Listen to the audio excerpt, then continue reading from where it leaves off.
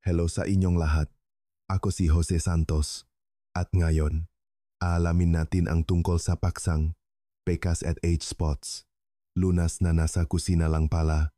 Halos araw-araw sa aking klinika, may mga pasyenteng nasa katanghaliang gulang at mga senior citizen na itinuturo ang kanilang mapisngi o likot ng kamay at nagtatanong ng may pag-alala. Tingnan ninyo itong malilit na brown spots. Ito ba yung tinatawag na age spots? Ibig sabihin ba nito? Tumatanda na ako? May paraan ba para matanggal ito? Kailangan ko pa bang gumastos ng malaki para sa laser treatments? Maraming pasyente ang nababagabag kapag nakikita ang mga mansang ito. Inisip na, naku, ang dumitingnan. O makeup na lang ba talaga ang paraan para matakpan ito? Ngayon, pag-usapan natin ng malaliman ang paksang ito. Paano nga ba nabubuo ang mga mansa sa ating muka at likod ng kamay? Ang mga bagay ba na madaling makuha sa ating kusina, tulad ng lemon, munggo, at balat ng saging, ay makakatulong para gumaan ang kulay nga ito? Gayunpaman, sa simulangan ating usapan, kailangan ko munang linawin ang isang napakahalagang bagay. Ito ay responsibilidad ng isang profesional. Dapat kong linawin na ang pinag-usapan natin ngayon ay spots o mansa, lalo na ang age spots. Ibang-iba ito sa nunal o sa medical term na melanocytic nevi. Ang mga ito ay benign na pagdami ng mga melanocytes.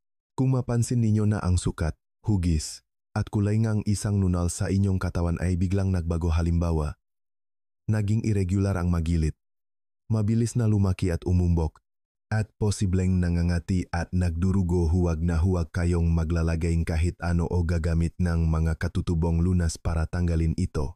Ito ay lubhang mapanganib at maring senyales ng malubhang kondisyon sa balat. Kailangan ninyong agad na kumonsulta sa isang espesyalista para sa profesional na pagsusuri. Ngayon, balik tayo sa mansa. Baka isipin ninyo, pare-pareho lang naman ang mamansa. Ano ang pinagkaiba? Malaki ang pagkakaiba. Kailangan ninyong maintindihan ito. Kung hindi, baka masayang lang ang lahat ng pag-alaga ninyo sa balat. Ang karaniwang tinatawag nating age spots ay nahahati sa dalawang pangunahing uri. Ang una ay ang seborrheic keratosis. Ang ganitong uri ng mansa ay karaniwang kulay brown o maitim, naitim at bahagyang nakaumbok. Ang ibabaw nito ay maaring medyo magaspang at mamantika, na parang isang maliit na pirasong natunaw na kandila na dumikit sa balat. Ang nakaumbok na age spot na ito ay pangunahing may kaugnayan sa genetics at pagtanda ng balat. Ang pangalawang uri ay tinatawag na sunspots o solar lentigines. Ang ganitong uri ng mansa ay flat o patag. Ang kulay nito ay mula light brown hanggang dark brown na may malinaw na hangganan. Parang mansa ng kape na natapon sa mesa. Ang flat na sunspot na ito ay direktang may kaugnayan sa sun exposure o pagbibilad sa araw. Bakit kailangan nating paghiwalayin ang mga ito? Dahil lahat ng paraan ng pagpapaputi na babanggitin natin ngayon ay para lamang sa pangalawang uri na dulot ng araw. Masasabi ko ng may katiyakan na para sa unang uri, ang nakaumbok na seborrheic keratosis ay zero ang epektong kahit anong ipahit. Ito ay isang uri ng keratin hyperplasia na hindi matatanggal kahit anong gawin ninyo. Kung talagang nakakabahala ito sa inyo, kailangan ninyong pumunta sa klinika para sa cryotherapy o laser treatment.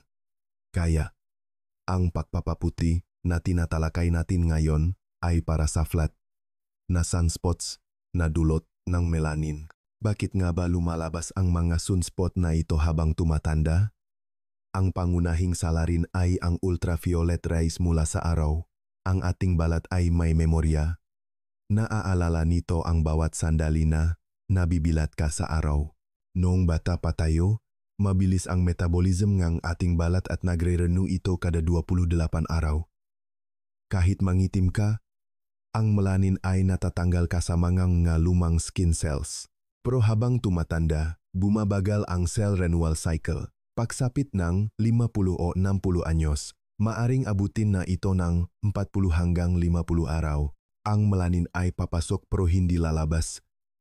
Kaya unti-unti itong naipon at nagiging mansa. Ang sikat ng araw ang nagpapabilis ng produksyon ng melanin. Kaya kung papansinin ninyo, ang mga sunspots ay madalas lumitaw sa mukha, pisngi, at likot ng mga kamay, mga lugar na laging nasisikatan ng araw. Dagdag pa rito, ang free radicals sa ating katawan ay nagpapabilis din ng pagtanda ng balat.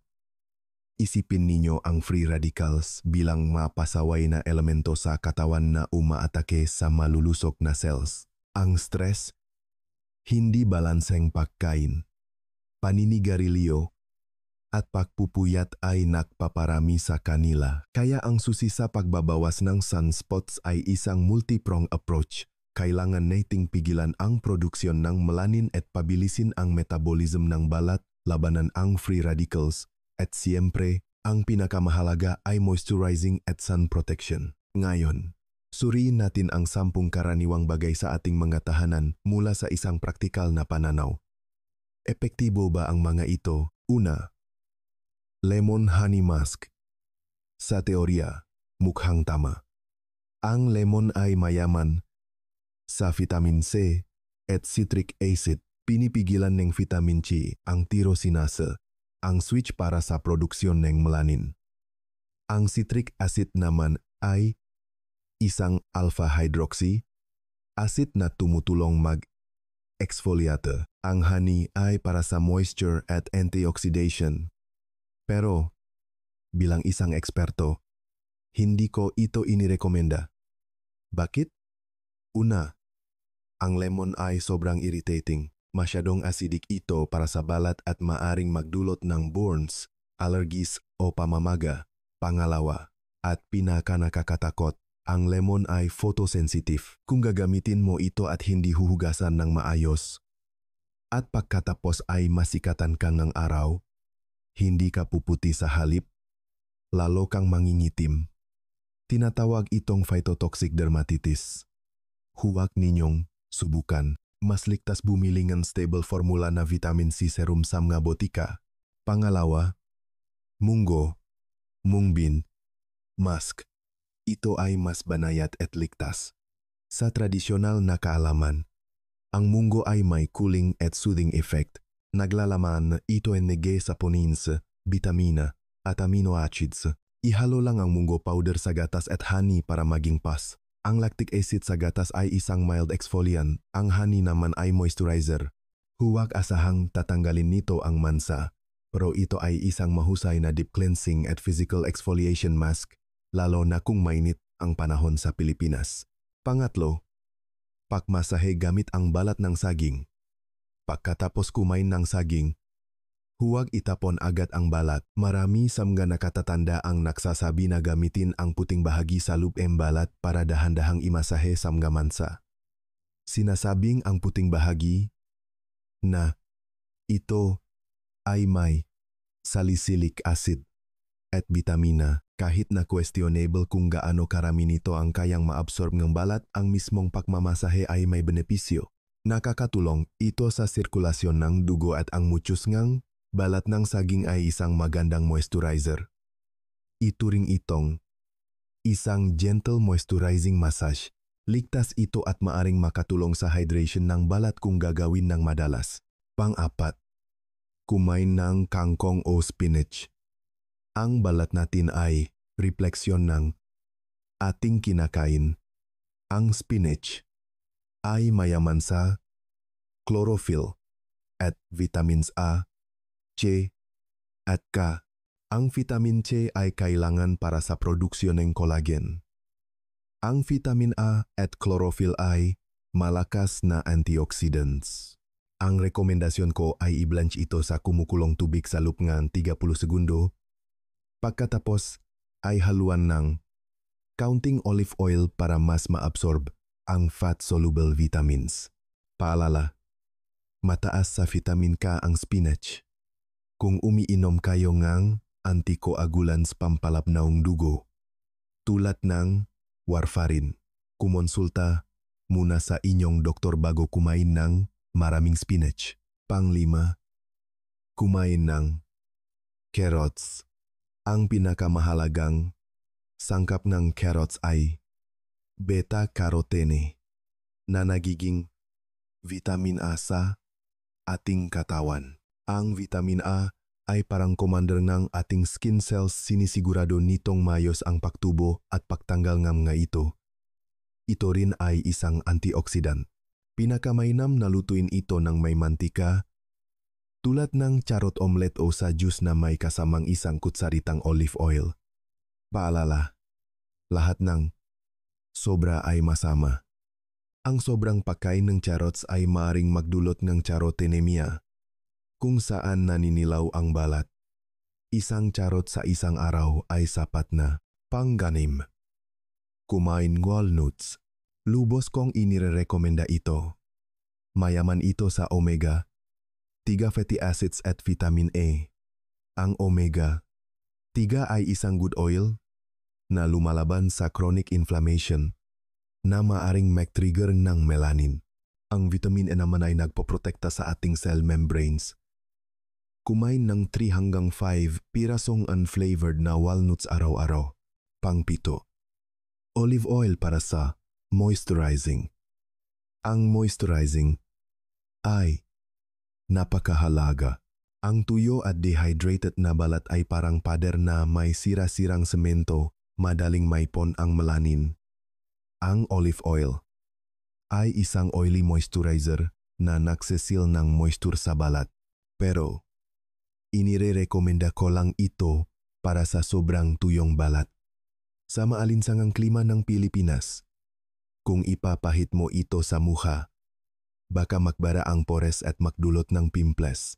Mas mainam itong gamitin sa katawan sa likod ng kamay, siko at tuhod, lalo na sa loob ng 3 minuto pagkatapos maligo habang basa-basa pa ang balat. Pangwalo, Vaseline Honey Mask.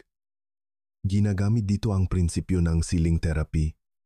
Ang Vaseline ay walang whitening properties, pero ito ang pinakamalakas na moisture locking agent. Paraan: maglagay muna ng manipis na layer ng honey, isang humektan na humihila ng moisture, at pagkatapos ay patungan ng Vaseline, isang occlusive na nagsesil nito. Pinipilit nito ang balat na i-absorb ang nutrients ng honey.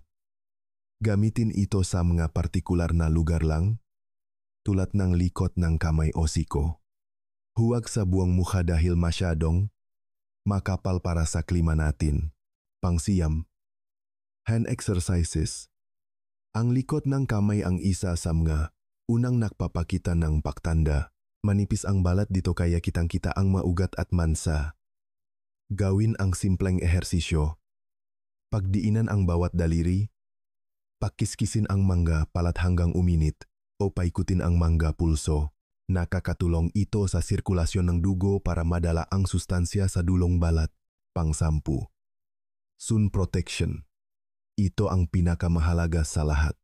Kung ginawa mo ang unang siyam, pero kinalimutan mo ang sun protection, lahat ay mawawalan ng saysay. Ang paggamit ng sunscreen ay hindi lang para hindi mangitim, ito ay para maiwasan ang pagtanda at skin cancer. Huwag mong subukang magpaputi habang hinahayaan mong ang araw ay mag-produce ngang mas maraming melanin para kang nagmamop ngang sahig habang bukas ang gripo. Paano pumiling sunscreen? Hanapin ang SPF at PA. Ang SPF ay para sa UVB nagdudulot ng sunburn.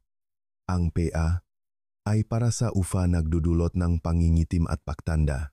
Sa Pilipinas para sa araw-araw gumamit ng at least SPF 30 PA. Kung mag-hiking o pupunta sa beach, gumamit ng SPF 50.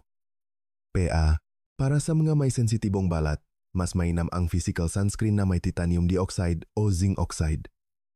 Siguraduhing sapat ang dami, humigit kumulang, isang 1 peso coin ang laki para sa buong mukha. At tandaan, mag-apply kahit maulap o nasa loob ka lang ng bahay. Dahil tumatagos ang uva sa mga ulap at salamin. Ang prevention ay laging mas mahusay kaysa treatment. Ang pagbuo age spots ay may malaking kinalaman sa ating lifestyle.